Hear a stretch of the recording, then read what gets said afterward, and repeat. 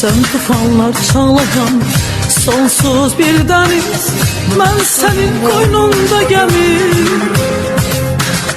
Sen mənə hamdan əziz, mən qaldım sənə yad kimi.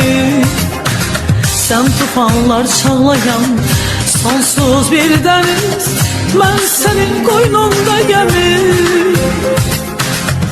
Sen mənə hamdan əziz, mən qaldım sənə yad kimi.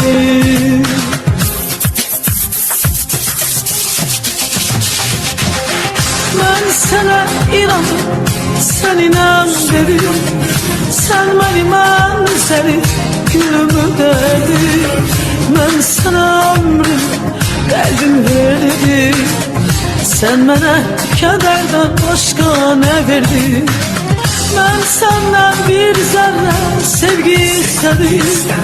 Dedim benim olsan daha ne derdim? Ben sana ömrümü, kalbimi verdim.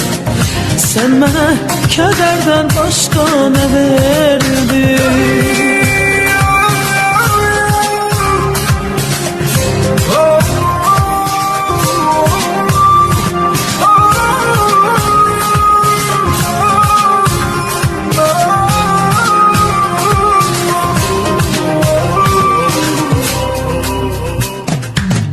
Sen sevdadan habersiz deli bir külək, ben senin bağında güləm. Senden elə dönür ürək, çətin ki bir də mən güləm. Sen sevdadan habersiz deli bir külək, ben senin bağında güləm.